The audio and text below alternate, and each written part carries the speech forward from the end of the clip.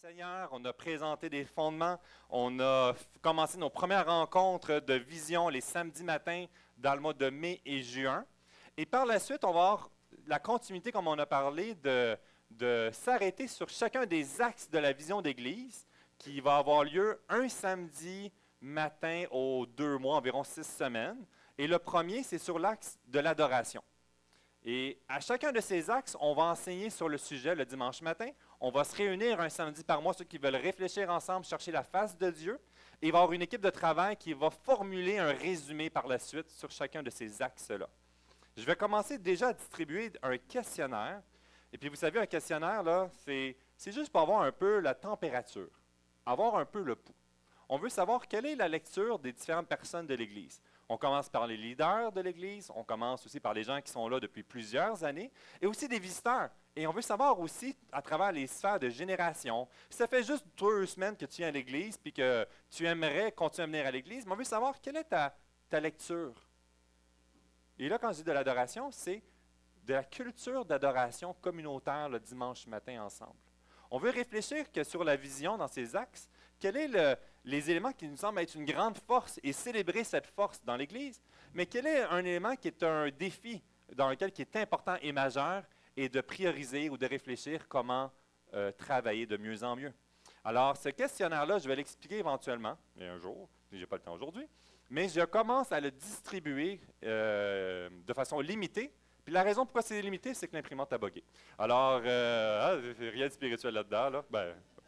Alors, je vais commencer à le distribuer à quelques personnes tout simplement et j'essaie de viser différentes sphères pour avoir un certain pouls. Puis on commence naturellement que ce questionnaire-là, il y a des questions qui vont être plus spécifiques pour l'équipe qui sert. C'est normal parce qu'on a un pouls du terrain, de ce qui se passe dans la louange et autres. Mais c'est le fun d'avoir la perspective de ceux qui viennent adorer avec nous aussi. Quelle est ta lecture, tes lunettes dans ce que tu vis?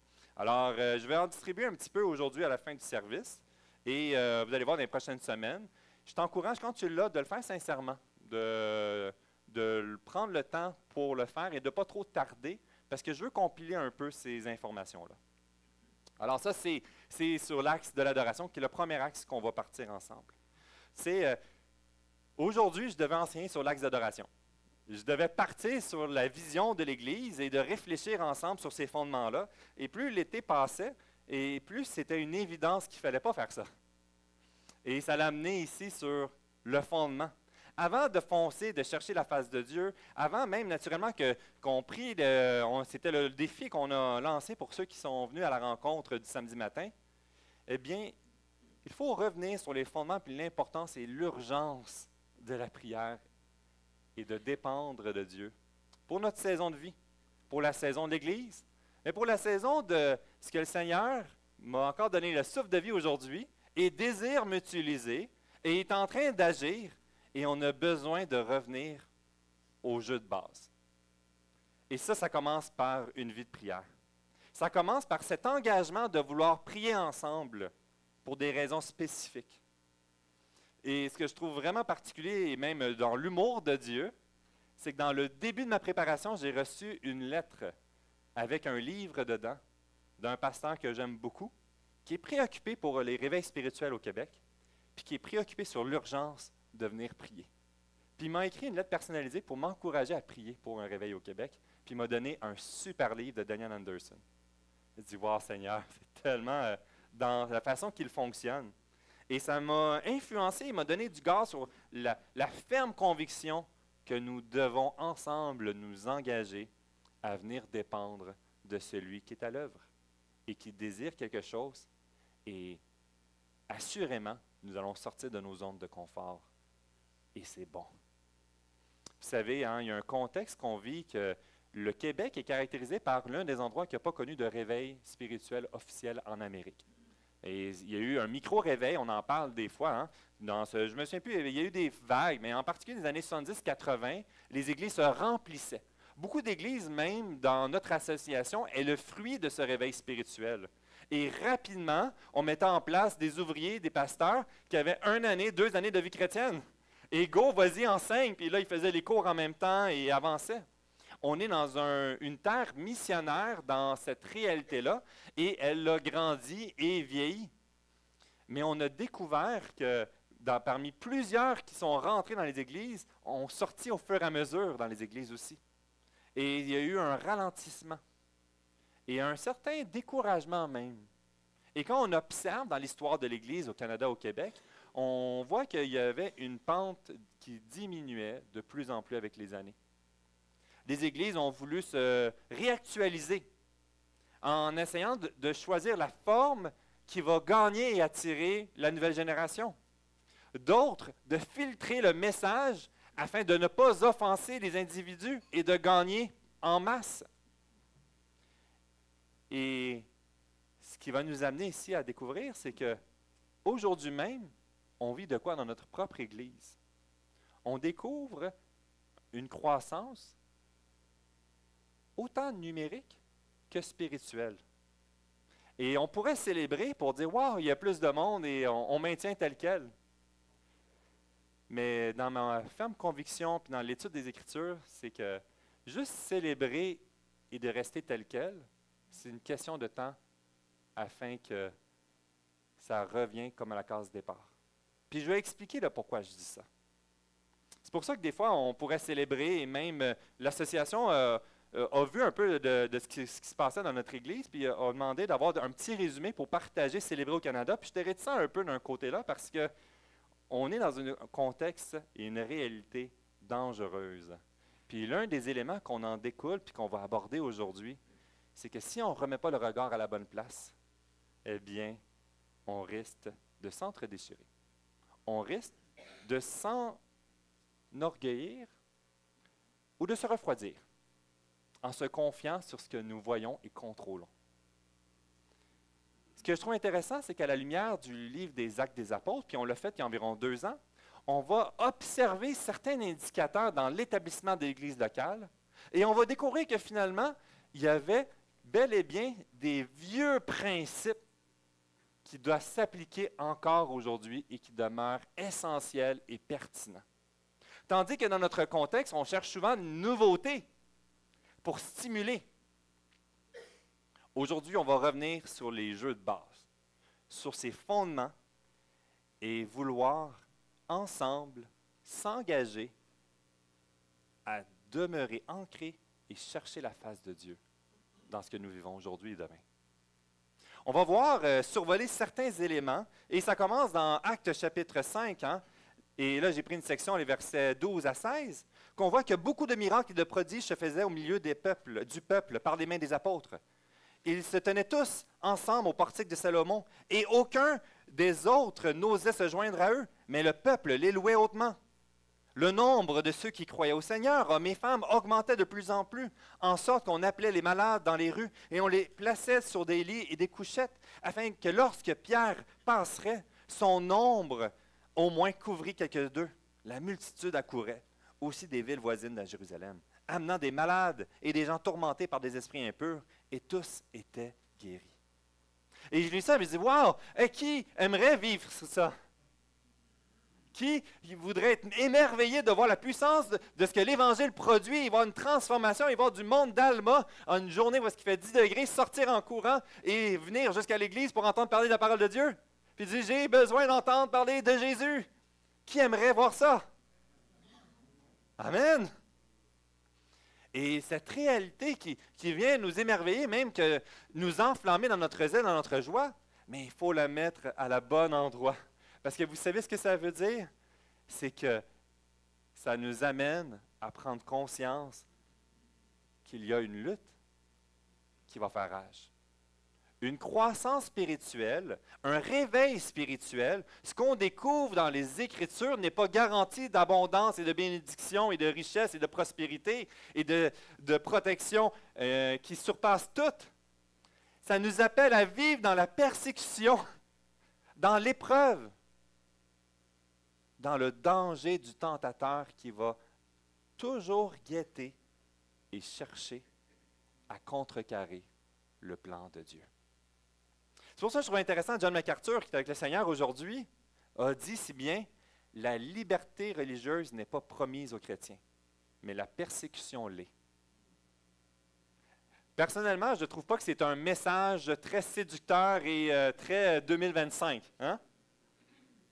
mais c'est une réalité qui nous implique la croissance spirituelle, un réveil spirituel nous fait passer dans un processus de persécution. Parce que l'ennemi de Dieu, ce qu'on découvre dans les Écritures depuis le début dans la Genèse, jusqu'à encore aujourd'hui et jusqu'à son retour du Seigneur Jésus, où est-ce que la limite a été établie par Dieu, qui connaît lui seul la date limite, Satan va tout faire pour contrecarrer et s'opposer. L'opposition de l'ennemi de Dieu. Pour chaque action de foi, de s'en remettre à Dieu, une opposition se produira. C'est pour ça que lorsqu'on parle de baptême, la première chose qu'il faut discuter, c'est prix. Parce qu'il y aura automatiquement une lutte spirituelle, visible ou invisible. Et trop souvent, c'est banal. Mais tout d'un coup, il y a des éléments qui se produisent dans la vie de la personne, que son horaire est surchargé, des découragements embarquent, des remises en question se produisent. Et on se demande pourquoi, et le temps passe, et on se dit « Ah, j'ai oublié de prier et de dépendre de Dieu. » C'est pour ça qu'aujourd'hui, on célèbre, on parle d'une quinzaine de personnes qui ont démontré l'intérêt à devenir membre à l'Église. 4-5 personnes désirent se faire baptiser. On a eu 2 baptêmes dans la dernière année. Est-ce qu'on est sincèrement convaincu que présentement on est dans une guerre spirituelle et que l'ennemi va tout faire pour bousiller? Puis je réalise que trop souvent, c'est quand que je subis la souffrance de la lutte que je commence à prier Dieu. Puis ici, dans cet appel, c'est le point de départ. On découvre dans la section du chapitre 5 qui nous amène dans le chapitre 6, dans le livre des Actes, dans ce qu'on découvre, l'établissement de l'Église, puis la réorganisation, qu'il y a bel et bien des formes différentes que l'ennemi va prendre pour causer la division, pour tenter de contrecarrer, s'opposer.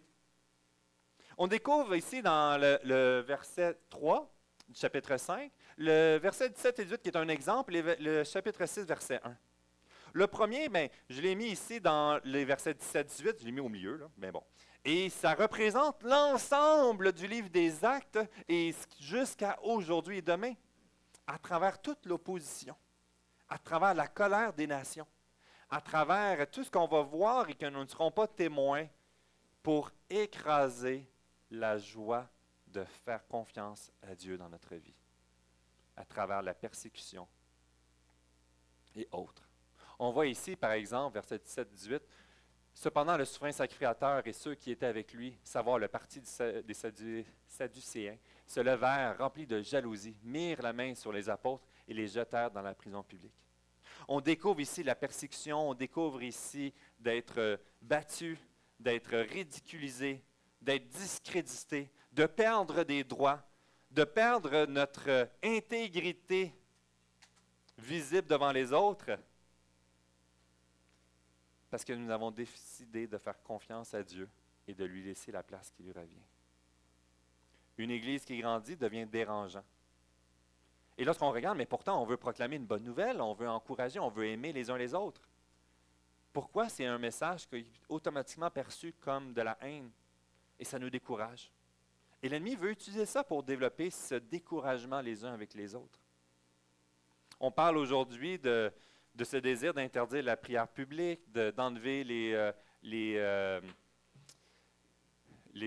dons caritatifs dans les organismes religieux, d'interdire les lieux de culte, certains de vouloir les racheter puis d'interdire les locations. Alors de plus en plus, il y a un plan qui s'organise pour toute religion et ça a certainement une incidence dans notre expression de vivre l'Évangile et de se réunir ensemble.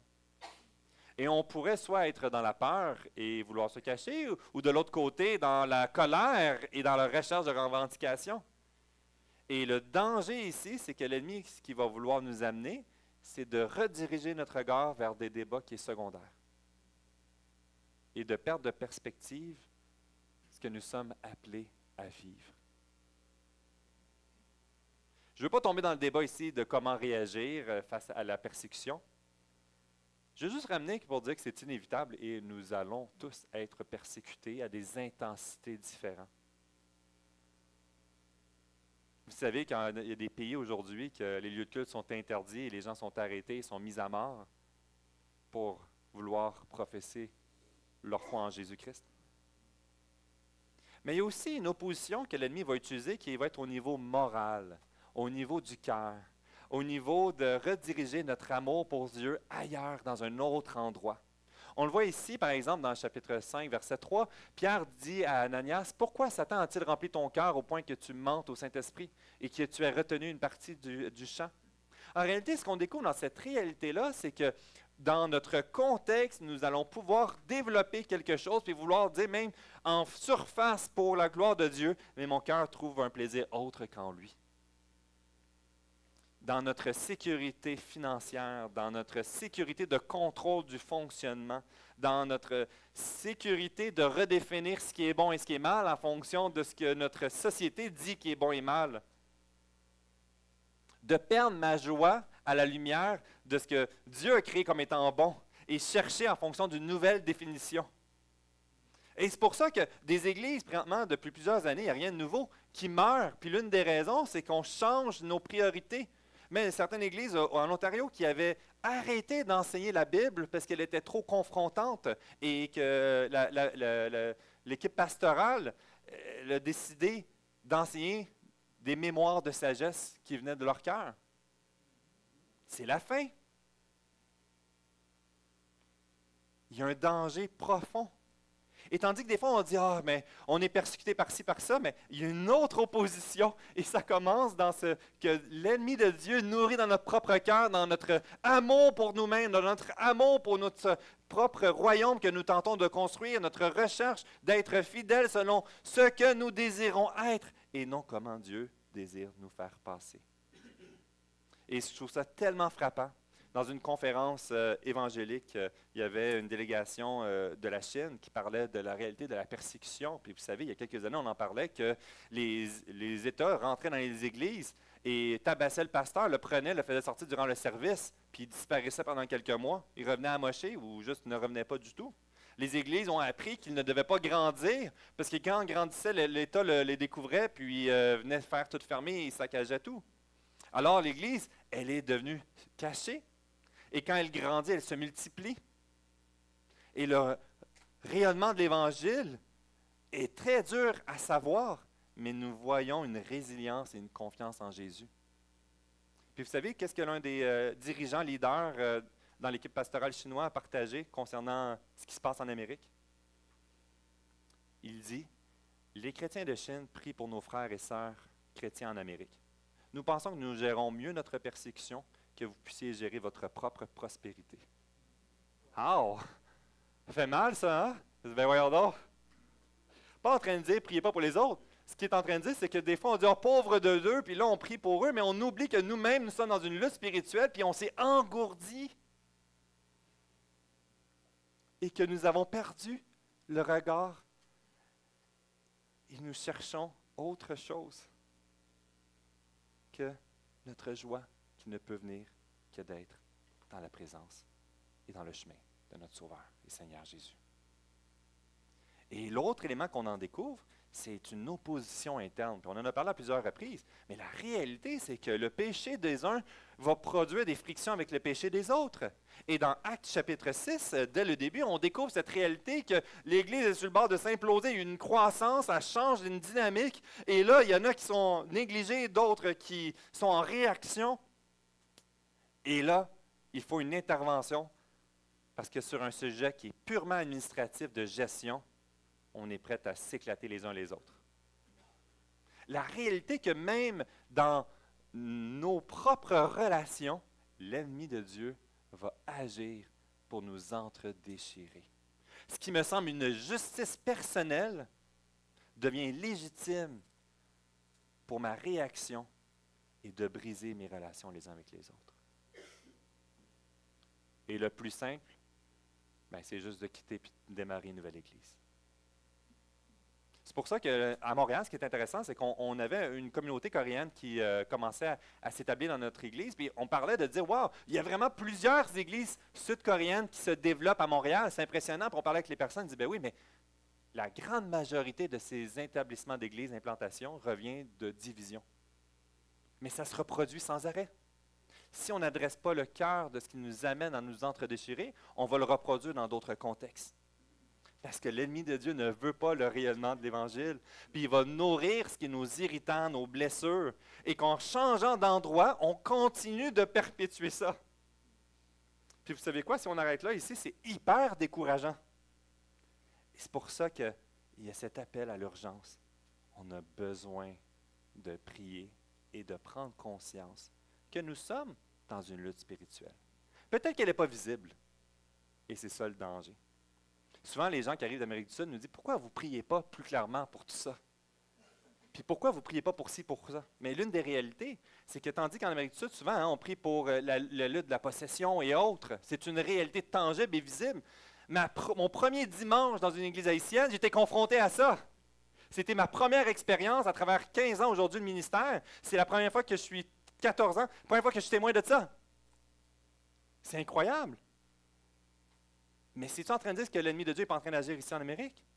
Il agit différemment, subtilement. Il souffle, il nourrit, il attise le feu de la division.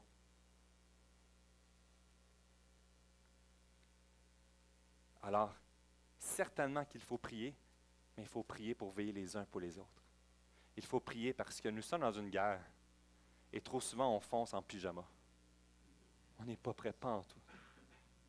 Alors, parler de vision d'Église, de vouloir célébrer ce que Dieu est en train de faire, de vouloir partager, puis de vouloir un réveil, puis de vouloir voir des gens venir à Alma, mais si on n'est pas en train de s'habiller des armures spirituelles, puis de se frotter les genoux à terre, de les user pour dépendre ensemble, eh bien, ne soyons pas surpris que l'ennemi de Dieu va s'infiltrer et créer la division parmi les uns les autres. Je ne veux pas être un prophète de malheur, mais je suis convaincu que dans notre suffisance de nos ressources et dans le contrôle de nos propres vies, on a oublié de dépendre sincèrement de tout notre cœur que nous ne pouvons pas y arriver sans lui. C'est pour ça que, je partageais à certains, j'ai le cœur lourd cet été. Puis l'une des réalités, c'est que je suis convaincu qu'on a tout ce qu'il faut pour ne pas renouveler la vision de notre Église. On a tout ce qu'il faut pour ne pas prendre soin des brebis qui vont se joindre à l'Assemblée. Si on ne dépend pas de notre Sauveur Jésus. Alors c'est aujourd'hui qui est ce lancement et que ça nous apporte à vouloir, dans cette réalité-là, prier ensemble, prier avec moi pour avancer dans la bonne direction. C'est intéressant ici, l'un des pasteurs, il a eu une bonne influence sur la question des réveils, sur la croissance d'Église, c'est Jim Cymbala. Et il dit, nous devons souvent revenir en arrière pour mieux avancer. Pour recevoir ces fameuses bénédictions divines dont on a tant besoin, il faut renouer avec les vieilles méthodes anciennes. Rechercher l'Esprit de Dieu, en faisant attention de ne pas chercher des raccourcis qui ne sont pas vraiment des raccourcis, mais qui nous conduiraient à nous éloigner de principes fondamentaux. Dans Acte 6, on en découvre. Et ce que je trouve intéressant, on découvre ces fameux 3 principes. On découvre l'urgence de dépendre du Saint-Esprit, guidé par l'Esprit de Dieu. On découvre l'importance de construire sur le fondement de la parole de Dieu et à travers cette culture de grâce qui se manifeste à travers notre humilité et ce qu'on va parler aujourd'hui. On voit ici, donc, dans ces 3 sections, dans le chapitre 6, ces versets 2 à 4, répartis en 3 éléments. Premièrement, cette réalité que le réveil spirituel et cette croissance qu'on découvre dans le livre des Actes et de ce que nous aimerions goûter aujourd'hui, si nous voulons voir ce réveil spirituel, et ça doit venir et en se laissant diriger par l'Esprit de Dieu. C'est pour ça qu'il y a cette tension ici, qu'il y a une réalité de se laisser diriger en reconnaissant que c'est l'Esprit de Dieu qui va nous amener à bon port. C'est lui qui va produire cette transformation, cet appel, cette croissance. Mais le danger, c'est de le voir comme passivité. Je vais laisser ça à Dieu et moi, je vais m'asseoir puis je vais attendre. Et ce qu'on découvre dans la façon que Dieu travaille, il va appeler des petites brebis non fonctionnel, dysfonctionnel, limité, puis dire, ce que je vais accomplir à travers toi, c'est moi qui vais le faire. Et tu vas être un instrument dans mes mains. Et ça va être difficile parce que notre regard, trop souvent, est ancré sur ce que je comprends, ce que je connais, ce que je peux contrôler. Et la direction du Saint-Esprit, ça va nous dire, lâche le contrôle de ces situations-là, cherche ce que Dieu est en train d'agir, est en train de faire, et laisse-toi diriger ensemble pour quelque chose de plus beau que de ce que tu aurais pu contrôler par toi-même. Donc, les pasteurs, les anciens, les diacres, les membres dirigeants, leaders d'influence ne sont pas les éléments de transformation. Notre vision que nous allons construire n'est pas garant de croissance spirituelle, n'est pas garant de gagner la prochaine génération.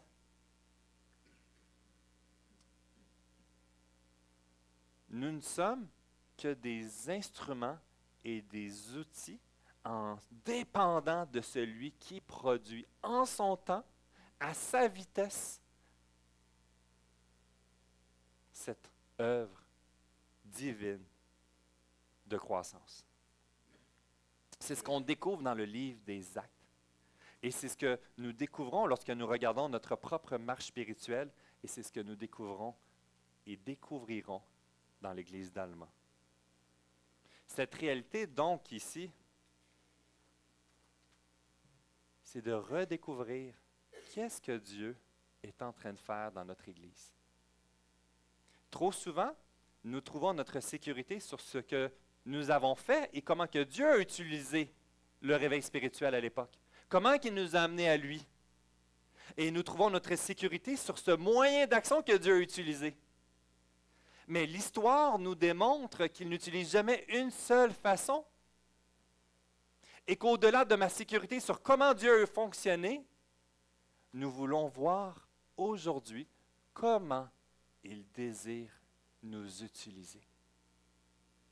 Vous savez, hein, dans le début du ministère, l'une des activités, je l'ai déjà dit, de témoignage. Puis c'était un conférencier qui parlait, qui avait monté le mont Everest avec la plus petite Bible du monde entier pour la déposer sur le mont Everest. Puis c'était vraiment magnifique, c'était vraiment super. Puis il y avait comme une trentaine d'invités, c'était un gros événement. Et puis dans la conférence, j'étais comme genre emballé, mais là, il ne parle pas de l'Évangile. Puis là, j'étais comme de plus en plus irrité parce que l'importance de clairement présenter le plan du salut avant puis de faire un appel, que finalement, à la fin, je vais prêcher l'Évangile. Je vais prêcher l'Évangile, puis on va faire un appel par la suite. On ne peut pas laisser partir le monde de la sorte. Puis là, je m'avance, puis là, je dis, avant de vous inviter à venir me joindre, j'aimerais vous présenter quelque chose. Puis là, je m'en vais pour présenter l'Évangile, le monde commence à s'avancer. Je dis, wow, arrêtez, là tu sais, restez assis. Puis là, je ne comprends pas, puis là, il y a 5, 6, 7, 8 personnes qui se lèvent. Jusqu'à ce que je comprends, c'est qu'ils sont touchés par un aspect de l'Évangile qu'ils ont entendu dans le témoignage, puis ils veulent donner leur vie à Jésus. Puis moi, j'essaie de leur dire, arrêtez d'avancer. Je dis, wow, venez-vous-en. Notre façon de fonctionner n'est pas toujours en fonction de ce que Dieu est en train de faire. Et j'ai besoin de m'arrêter et de discerner, Seigneur, qu'est-ce que tu es en train de faire dans ma vie? Qu'est-ce que tu es en train de faire dans l'Église? Et ma sécurité sur le fonctionnement doit être redéfinie en fonction de ce qu'il est en train de faire dans notre nouvelle réalité. Dans notre contexte, que la façon de communiquer est très différente aujourd'hui qu'avant.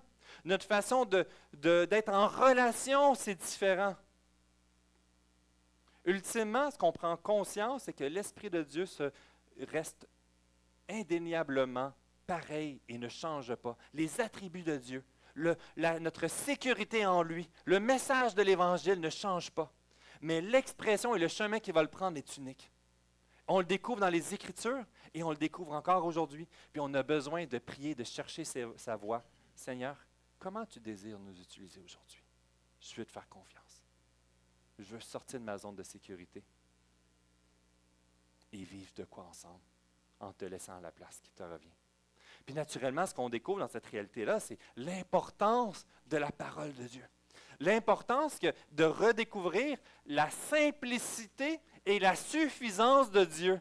Parce que trop souvent, nous sommes confrontés par le standard moral qui a changé et nous allons faire des raccourcis en cessant de parler de certaines choses de la parole.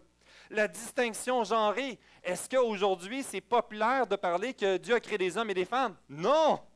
Mais c'est une réalité qu'aujourd'hui, on n'a pas à avoir honte nécessairement. Là, je suis pas en train de dire, commence par ça pour parler de Jésus.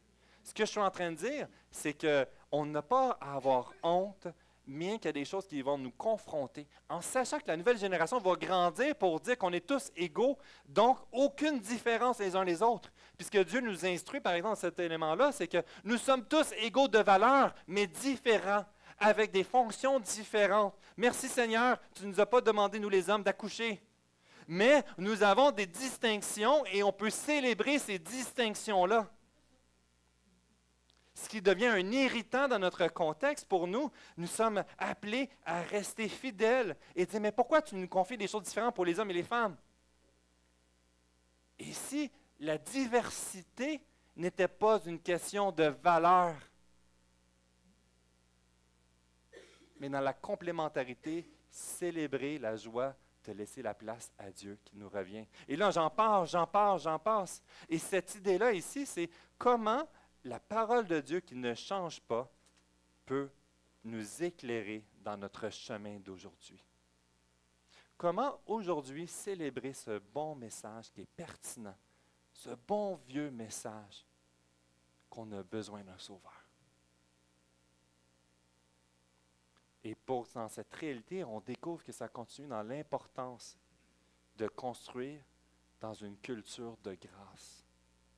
C'est ce qu'on découvre, que les irritants que ça va produire une croissance de nouvelles personnes, c'est qu'il va falloir faire les choses différemment parce que ce qu'on fait ne répond peut-être plus aux besoins.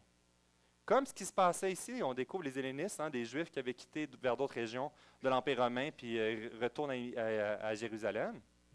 Les Juifs, eux, ne les considéraient pas égaux. Et là, dans l'Église, il y a cette tension de ceux qui reviennent, puis tu n'es pas au même niveau que nous, et il y avait une inégalité. Il y avait des injustices sociales qui se passaient dans prendre soin des veuves. Puis la réalité, c'est qu'aujourd'hui, encore dans notre réalité, qu'à travers la diversité culturelle, la diversité générationnelle, ceux qui ont payé le prix, puis que là, les nouveaux qui arrivent, puis qui ne sont pas prêts à payer le prix comme nous, la façon d'adorer est tellement différente aujourd'hui qu'à l'époque, qu'on va imposer notre méthode d'adorer Dieu au-delà du cœur d'adorateur. On va mettre une imposition sur les cultures et mépriser les différences et non chercher à bâtir une unité sur notre nouvelle réalité. Je te dis, mais qu'est-ce que ça veut dire ça? Ça mange quoi en hiver? Eh bien, on va le découvrir ensemble. En cherchant à cultiver une culture de grâce. Oui, ça serait. Merci. Développer une culture de grâce. Merci Pierre-Paul. Une chance que tu es là. Cette semaine, dire, OK, là, Benoît, là, je vais te poser des questions, on va clarifier tes mots.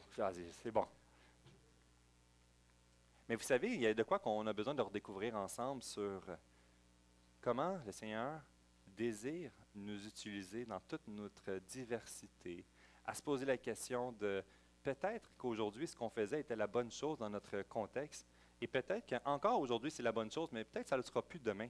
Puis vous savez qu'il y a des choses qu'on va faire différemment pour répondre à un besoin, et cela sera peut-être plus pertinent par la suite. Si ma sécurité, ma joie reposent sur ce que j'apporte, je vais être amer quand on va changer les choses. Mais si ma sécurité et ma joie est sur laisser Dieu diriger sur la centralité des Écritures, bien que ce que j'ai apporté finalement est tout d'un vidange, pas grave. Le Seigneur l'a utilisé dans cette période-là et il est en train d'utiliser d'autres réalités, d'autres contextes. Daniel Anderson, dans le livre que j'ai reçu qui s'appelle « Une puissance renouvelée », il dit « Nous devrions voir notre marche comme étant dans un voilier et non un bateau à moteur. » J'aime cette illustration-là. Un voilier, tu as une responsabilité quand même, là. Prends soin de la voile. Tiens ton gouvernail, prends-en soin, là. Mais tout seul, pas de vent, tu vas pas loin. Le bateau à moteur, c'est ça qu'on aime ça. On dit, hey, même un voilier, on dit, je vais prendre un petit bateau, comme ça, s'il n'y a pas de vent, je vais reprendre le contrôle. Je dis, non, prends pas de moteur. Laisse-toi diriger par Dieu. Moi, j'aime mieux le moteur. Mais c'est bien plus efficace le voilier, parce que quand tu n'as plus d'essence, tu ne vas pas bien loin. Hein? On est d'accord? Est-ce qu'on est prêt à revenir sur ces fondements-là? pour ça ici, ce que ça apporte dans le dernier point, pour rallumer la flamme dans nos cœurs. Et je trouve ça intéressant, parce que vous savez, là, l'une des études, il y a tellement d'études qui en sortent, mais on en parlait plus tôt, hein, on voyait un refroidissement d'une génération à l'autre. Et il nous partage qu'aux États-Unis, 3 milléniaux, hein, dans cette génération des milléniaux, sur 10 considèrent l'Église comme étant aucune importance et non pertinente pour leur vie. 4 sur 10 hésitent entre un petit peu ou presque pas importante. Fait que la très grande majorité d'une génération a délaissé l'Église en ne comprenant pas l'importance de la communauté, l'importance de comment Dieu désire agir à travers celle-ci dans nos relations. Et que souvent, les décalages générationnels entre le milléniaux et l'autre ne sont pas capables de voir l'adoration dans la même façon que la génération en autre. Il y a plusieurs facteurs qui en découlent, mais l'un des constats, c'est qu'on découvre un refroidissement. Et ici, ce qui est intéressant dans la réponse, dans le conflit dans Actes chapitre 6, c'est ce besoin de se concentrer à quoi? À la prière et à la parole.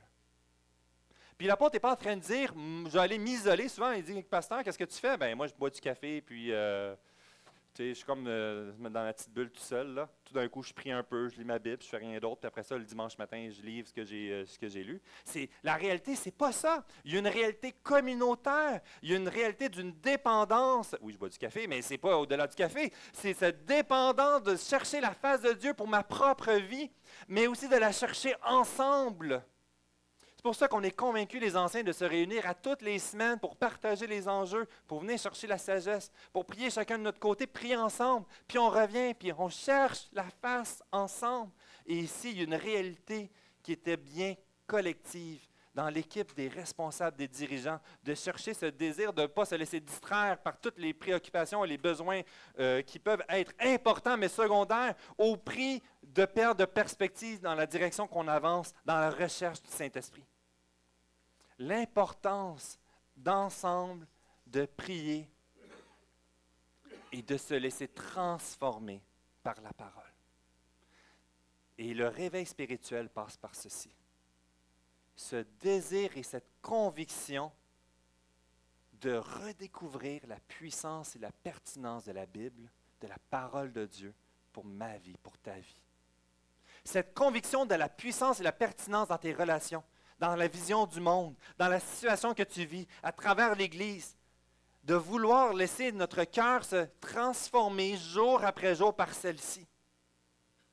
Une recherche sincère de compréhension et d'un désir de transformation. La bonne vieille méthode du jeu de base, c'est l'un des indicateurs d'un réveil spirituel. Ça commence par notre propre relation avec Dieu. Ça commence par un retour d'une soif de la Bible.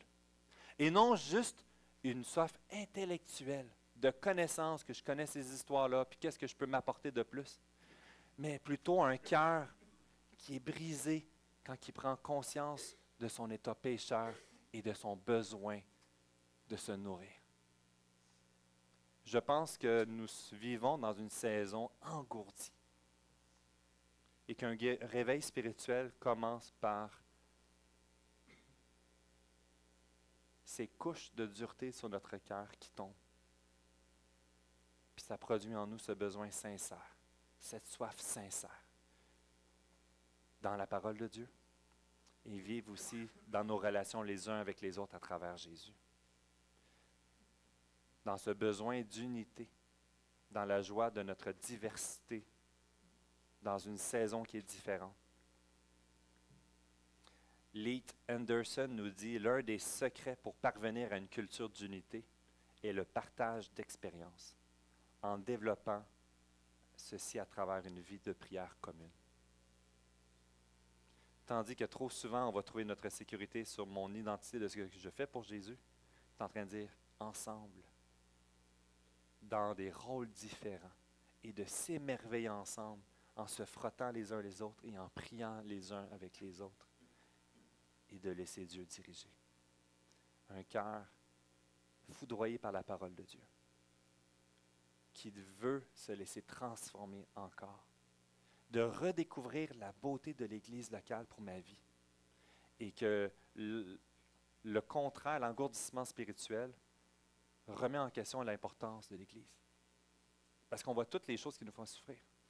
Le réveil spirituel produit ce besoin de relation dans l'Église.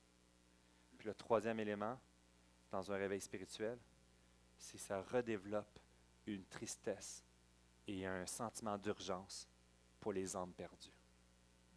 L'Église qui meurt, l'Église qui s'éloigne, c'est une Église qui met toutes ses priorités pour prendre soin de nos besoins les uns les autres au détriment du rayonnement de l'Évangile, de cette bonne nouvelle de Jésus.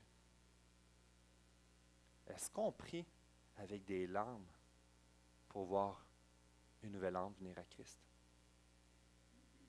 Est-ce qu'on croit encore que Jésus peut se manifester dans notre belle région et appeler parmi toutes les cultures et toutes les générations? Moi, je suis un réaliste, mais des fois, je tombe pessimiste. Puis, Seigneur Dieu, viens briser ça. Le réveil signifie vivre d'une nouvelle manière. Une nouvelle puissance émerge des méthodes anciennes, ces principes qu'on vient de voir, et s'exprime d'une nouvelle façon, qui est différente d'une génération à l'autre, d'une culture à l'autre. Et la beauté de vouloir redécouvrir et redéfinir la vision de l'Église et ses moyens d'action va changer, c'est tout simplement qu'on veut revenir à enflammer notre cœur les uns avec les autres, de se laisser transformer par la puissance de l'Évangile, par le Saint-Esprit qui agit en nous, dans l'Église, et de m'émerveiller de la parole de Dieu et de ce qu'il est en train de faire et de ce qu'il veut accomplir, et d'être fidèle en enlevant les obstacles inutiles, nos sécurités dans les moyens d'action. Et tu poses ces questions-là, est-ce que ça répond encore aux besoins aujourd'hui, demain? Non, alors enlevons-le. Redéfinissons-le. C'est pas grave.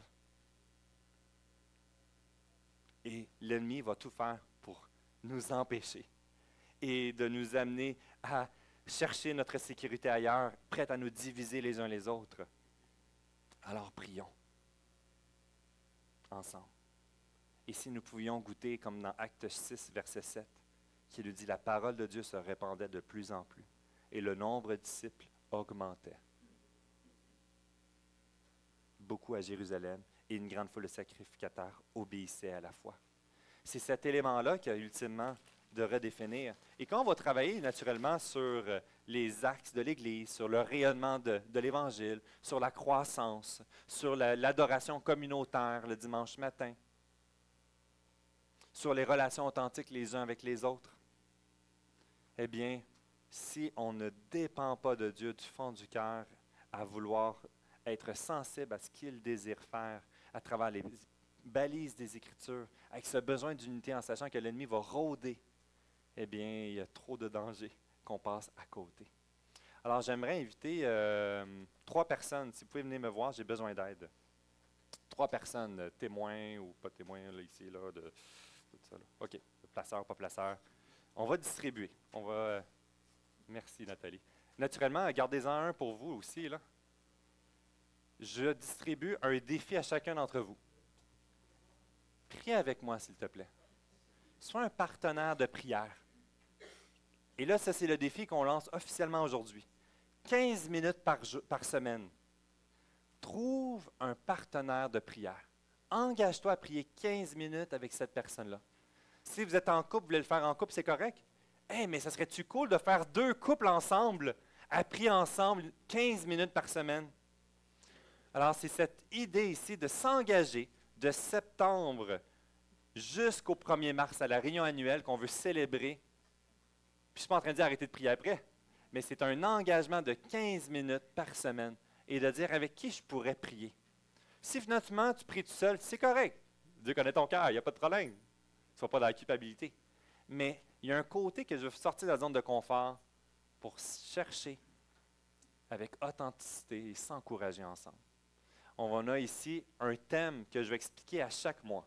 Le mois de septembre qu'on commence aujourd'hui, c'est la recherche de l'unité dans l'Église.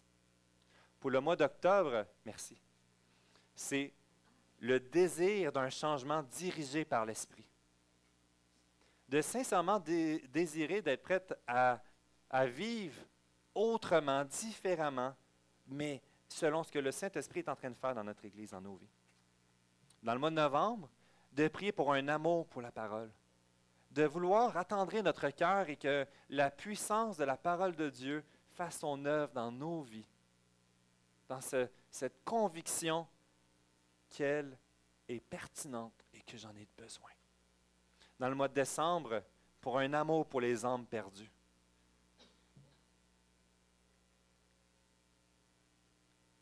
En sachant qu'au-delà de juste transmettre un message et faire notre checklist, est-ce que je suis prêt à sortir de mes zones de confort et à aimer mes voisins, à aimer mes collègues de travail, aimer le détestable en sachant qu'il a besoin de Jésus et que ça prend du temps. Et lorsqu'on regarde le chemin que Dieu nous a pris, ça a pris du temps, puis il était patient avec nous. Dans le mois de janvier, pour une culture de grâce, la grâce dans les uns avec les autres, la grâce à accueillir ceux qui marchent plus lentement, une grâce pour ceux qui ne le connaissent pas puis qui viennent à l'Assemblée et qu'on veut célébrer ce qu'on ne voit pas encore.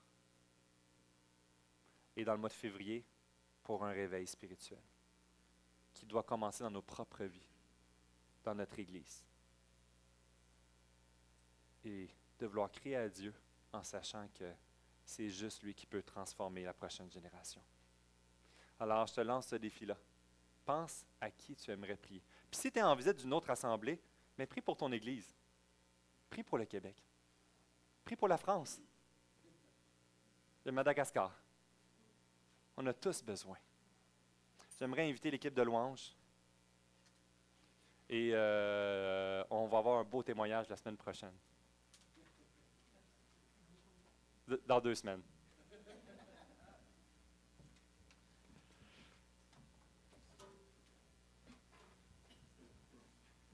Le réveil produit donc l'expansion et notre énergie. Ce n'est pas sur le nombre. Le réveil spirituel ne nous appelle pas donc à chercher à grandir en chiffres ou en rendement budgétaire. Un réveil spirituel, c'est cet appel du cœur transformé par la puissance de l'Évangile. Une soif, un besoin de revenir au jeu de base et de le vivre dans ma réalité à moi. Levons-nous et encore aujourd'hui, élevons notre cœur. Seigneur, à toi la gloire. Seigneur Dieu, viens à notre rencontre. On veut te célébrer pour qui tu es. On veut te